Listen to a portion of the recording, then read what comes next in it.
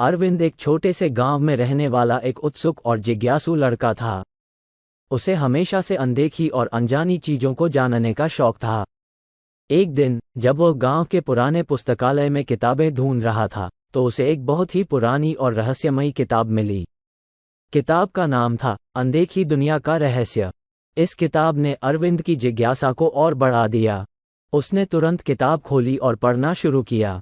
किताब में लिखा था कि एक अनदेखी दुनिया हमारे अपने दुनिया के साथ ही अस्तित्व में है, लेकिन केवल वही इसे देख सकता है जो अपने दिल की सच्चाई को पहचानता है और हिम्मत से भरा होता है। एक रात जब अरविंद अपने घर के पीछे वाले जंगल में टहल रहा था, उसने किताब में बताए गए संकेतों को ध्यान से देखा। अचानक एक चमकती हुई रोशनी उसे एक गुप्त दरवाजे की ओर ले गई। दरवाजा खोलते ही वो एक अनदेखी दुनिया में प्रवेश कर गया। ये दुनिया अद्भुत थी। यहाँ की हर चीज चमक रही थी और हवा में जादू सा महसूस हो रहा था। हर कदम पर अरविंद को नए और अनोखे जीव जंतु और पौधे देखने को मिले। चलते चलते वो एक बड़े और सुंदर महल के सामने पहुंच गया।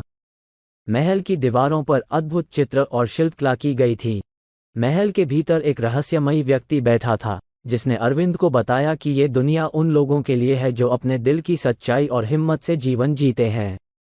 उसने अरविंद को एक चुनौती दी कि अगर वो इस दुनिया के रहस्यों को जानना चाहता है, तो उसे अपने सबसे बड़े डर का सामना करना होगा।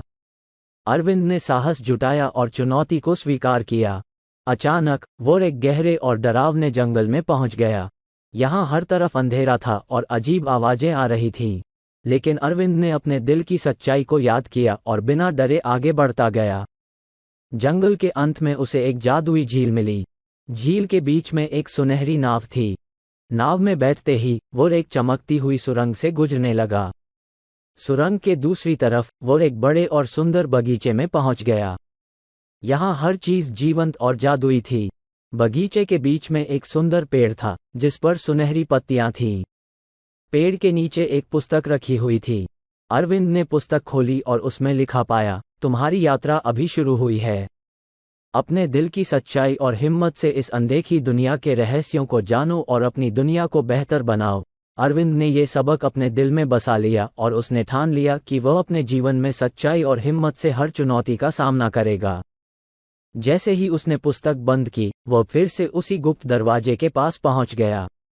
दरवाजा बंद हो गया और अरविंद अपने गांव में लौट आया।